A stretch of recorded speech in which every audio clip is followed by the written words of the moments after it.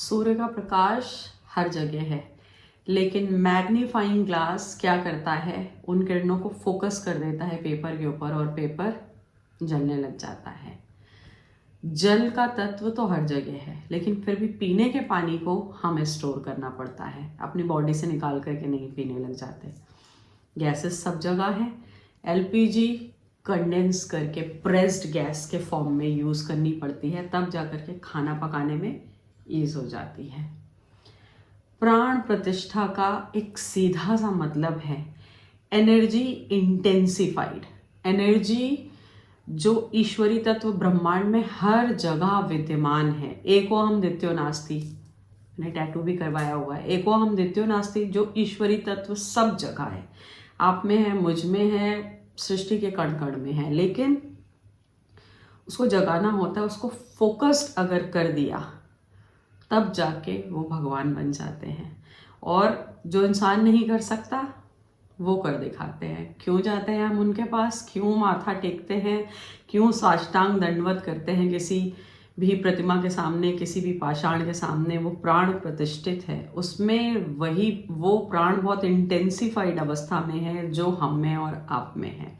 लेकिन प्राण प्रतिष्ठा के एक्चुअल रिचुअल्स क्या हैं, आइए जानते हैं। किसी भी मूर्ति को, किसी भी पाषाण को सबसे पहला प्राण प्रतिष्ठा करने के लिए जो सबसे पहला रिचुअल है वो है उसको स्नान देना।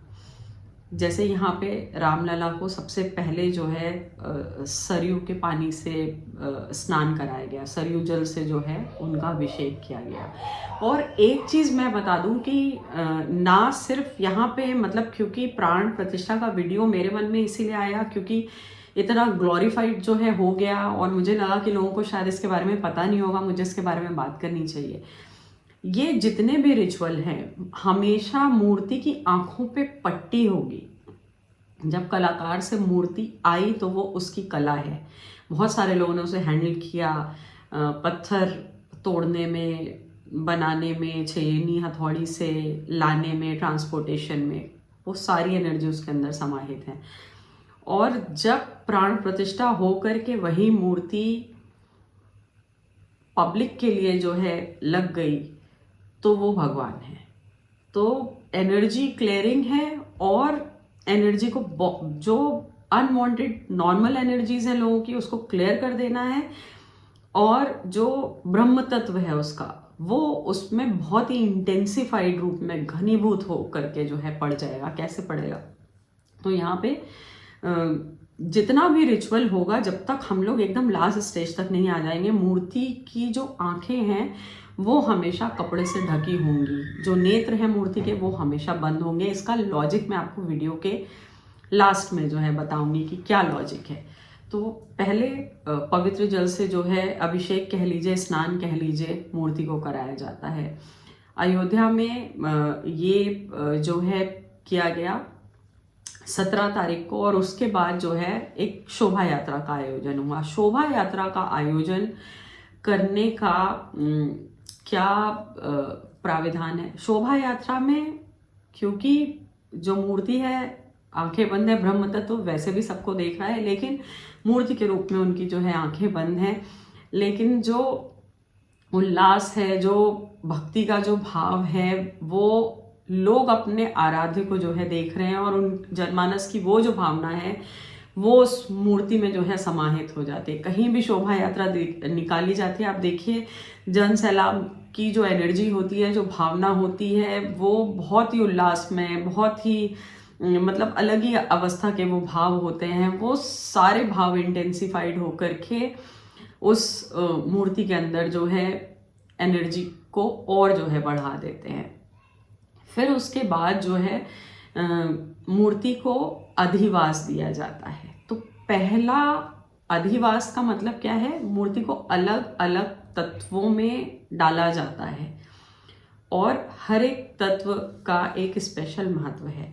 तो 2 अधिवास अधिकतर हर मूर्तियों को जो है कराए जाते हैं। कई तरीके के अधिवास होते हैं। तो प्रथम अधिवास है जल का अधिवास। तो मूर्तियों को रात भर जल में जो है रखा जाता है, बड़े ड्रम्स में, जो भी मतलब सुविधा वहाँ पर हो, उन मूर्तियों को जो है रखा जाता है। सिर्फ रामलला की ही मूर्ति की बात नहीं कर रही हूँ, ये मैं जहाँ जिन मंदिरों में जो है प्राण प्रतिष्ठा हुई है, जहाँ पे जो है डेली उनके पूजा रिचुअल्स हैं, कर्मकांड है, वहाँ पे सब मूर्तियों के लिए यही प्रोसेस है कि जलाधिवास जो है दिया जाता है। रात भर मूर्ति को जो है पानी में रखा जाता है, अगले दिन उनको जो है पोंछा जाता है। इस पूरे प्रोसेस में मूर्ति की आंखें बंद रहती हैं, आंखें नहीं खोली जाती हैं, देव मूर्ति की आंखें बंद रहेंगी। जलाधिवास के बाद अन्न अधिवास दिया जाता है। गेहूं, इस तरीके से सप्त मिश्रित अनाज में, अगर कुछ भी ना हो तो सिंपल आप गेहूं में जो है उसको जो है करेंगे। गेहूं या इस तरीके के जितने भी जो अन्न हैं वो अपने कच्चे रूप में एक हीट उत्सर्जित करते हैं, हीट एमिट होती है उनके अंदर से। आप कभी देखिए, आप टमाटर इस तरीके की कोई चीज़ डाल दीजिए, वो पक जाएगी। अन्न अधिवास का एक स्पेशल महत्व है। अन्न अधिवास के लिए कहा जाता है कि अगर छेनी हथौड़ी की सिंपल मार से कोई जो है छिद्र हुआ होगा, कोई निशान आ गया होगा, तो वो हीट में रहने से भर जाता है।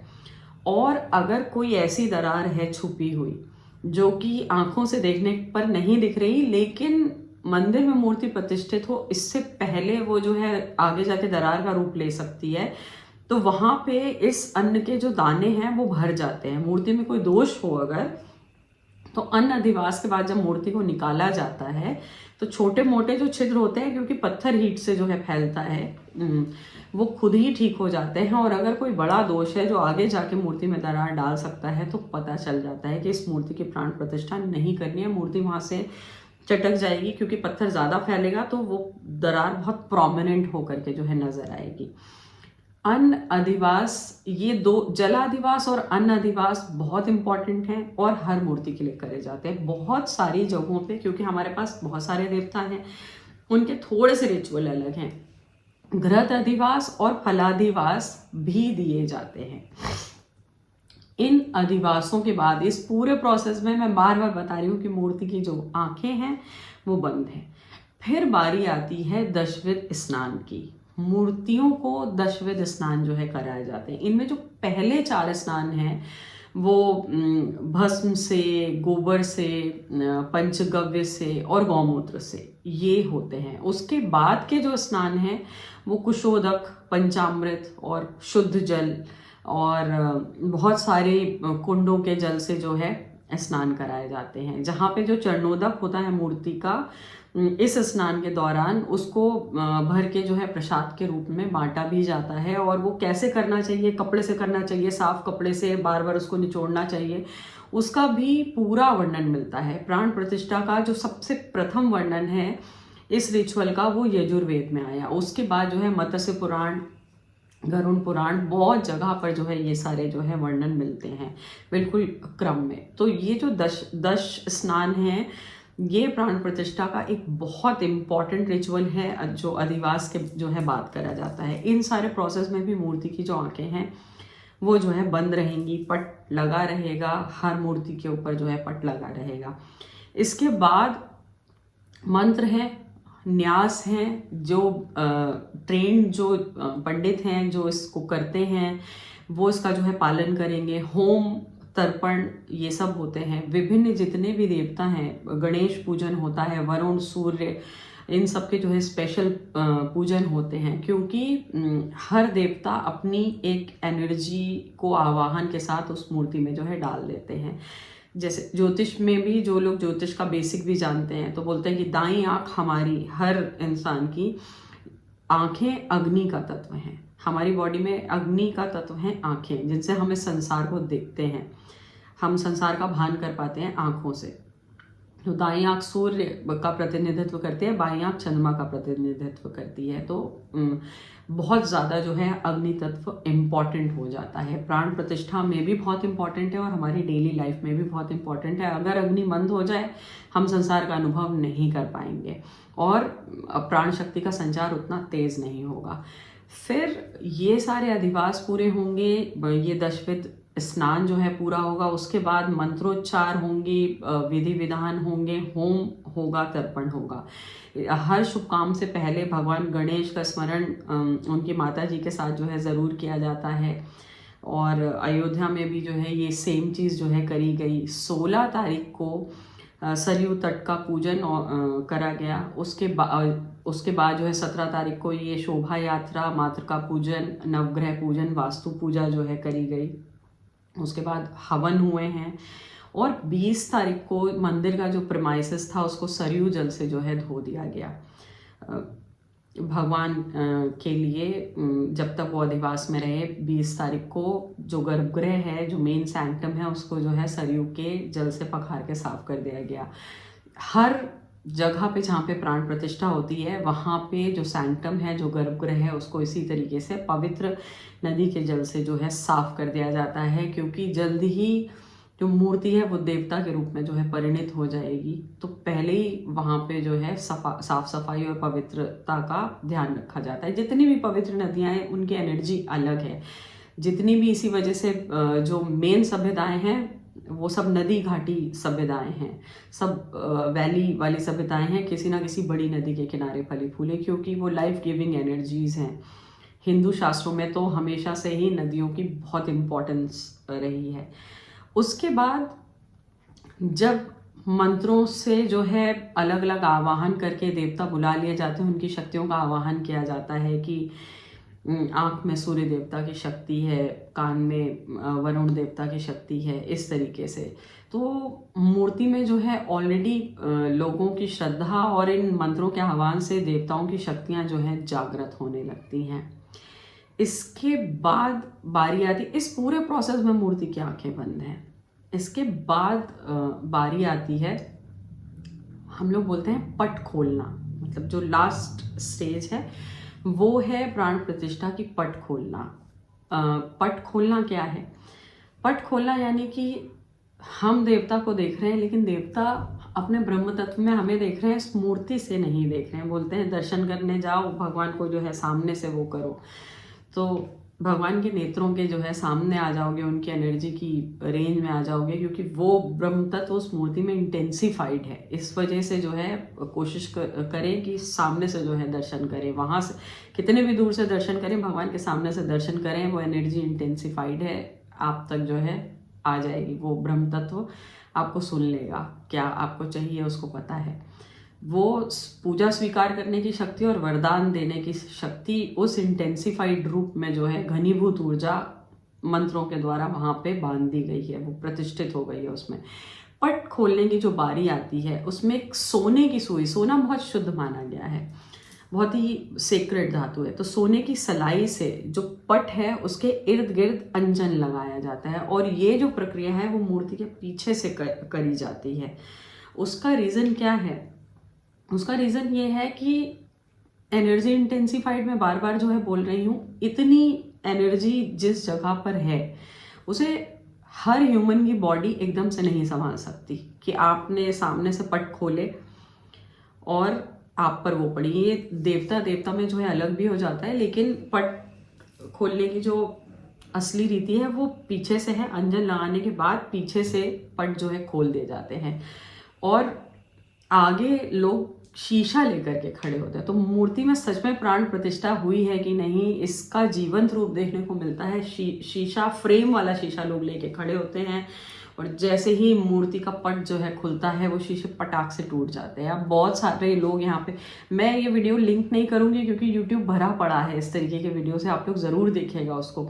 अब बहुत सारे लोग ये बोलेंगे कि नहीं ये तो जो है पुजारी या जो भी इंसान खड़ा है उन्होंने हाथ से दबा के तोड़ दिया, बट आप खुद करके मत देखिएगा क्योंकि इसमें चोट लगने का खतरा है। जो भी शीशा फ्रेम के अंदर है उसको आप हाथ से दबा करके ना ऐसे 1 मिनट में नहीं तोड़ सकते, और तोड़ भी लेंगे तो चोट लगने के, कांच के गड़ जाने के बहुत हाई चांसेस हैं। ऐसा नहीं है कि सारे के सारे फटाफट शीशे टूटते चले जाएं। एनर्जी इंटेंसिफाइड जो शक्ति उस मूर्ति में है और वो प्रथम दृष्टि में जो निकलेगी वो बहुत इंटेंसिफाइड होकर निकलेगी। इसलिए कोई ये 5 तत्वों से बना हुआ शरीर देवता के सामने ना पड़े प्रथम दर्शन में, इसलिए शीशे को जो है सामने रख दिया जाता है कि तुम प्रभु अपना ही स्वरूप पहले जो है देखो, और वो इंटेंसिफाइड एनर्जी उस शीशे को तोड़ देती है। तो इस तरीके से जब पट खुल जाते हैं एकदम, ये साबित हो जाता है कि बस प्राण प्रतिष्ठित हो गई है ये मूर्ति, मंत्रोच्चार सही हुआ, वैदिक उच्चारण सही हुए, सारे हवन जो है सही हुए, देवताओं ने जितनी भी आवाहन थे उनको जो है स्वीकार लिया है। अब ये जागृत देवता हैं, और इसमें अलंकारिक मूर्ति का कोई महत्व नहीं है। ये कोई ज़रूरी नहीं है। लोग माला को जो है प्राण प्रतिष्ठित करते हैं, श्री यंत्र जैसे यंत्रों को बहुत सारे लोग जो है प्राण प्रतिष्ठित करते हैं, पारद शिवलिंग को जो है करा जाता है प्राण प्रतिष्ठित। आप केदारनाथ में देखें तो ऐसी शक्तिशाली जगह, ऐसा शक्तिशाली धाम, क्या वहाँ पे मूर्ति है? नहीं। अगर ऐसे आप देखें नॉर्मल, भूल जाइए कि केदारनाथ है, तो पाषाण खंड है, लेकिन वो पाषाण खंड ऐसा एनर्जी इंटेंसिफाइड है कि किलोमीटरों दूर से आपको जो है उसकी एनर्जी महसूस होने लगती है। तो यही प्राण प्रतिष्ठा का महत्व है कि दैविक शक्ति का संचार एक पाषाण में हो रहा है। हाँ, हम मूर्ति पूजने वाले लोग हैं, लेकिन उसमें प्राणों की प्रतिष्ठा को करना जानते हैं, इसलिए उन मूर्तियों को जो है पूजते हैं। और ईश्वर का स्वरूप ऐसा है, वो सब जगह है, कण कण में है, लेकिन हर भक्त उस लेवल तक नहीं पहुंच सकता कि वो कण कण में जो है ईश्वर को देखने लगे। सनातन इसीलिए जो है इसी को कहता है कि जिस दिन जो है हर इंसान में, हर कण कण में जो है ईश्वर की अभिव्यक्ति को जान जाओगे तो परम ब्रह्म से साक्षात्कार हो जाएगा। लेकिन हर इंसान वहाँ तक नहीं पहुँच सकता, इसीलिए मंदिरों में जाता है, क्योंकि वहाँ पे एनर्जी इंटेंसिफाइड है। तो ये प्राण प्रतिष्ठा का पूरा प्रोसेस था जो मैंने आप लोग के साथ शेयर किया।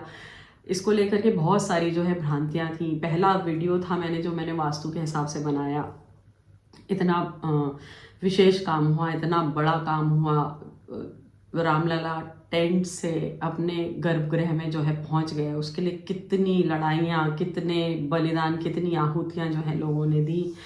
और शायद ही ऐसा भावनाओं का रेला, ऐसा हर्ष में उल्लास भरा समा जो है दिवाली में भी नहीं दिखता होगा, जो है 22 जनवरी को हम लोग को जो है देखने को मिला। तो हम लोग वो बहुत धन्य पीढ़ी हैं जिसने रामलला के उस सैकड़ों वर्षों के वनवास को समाप्त होते हुए देखा है। इसीलिए मैंने ये प्राण प्रतिष्ठा का वीडियो बनाया। अगर आपको ये वीडियो पसंद आया तो प्लीज़ हमें लाइक, कमेंट, शेयर करना मत भूलिएगा।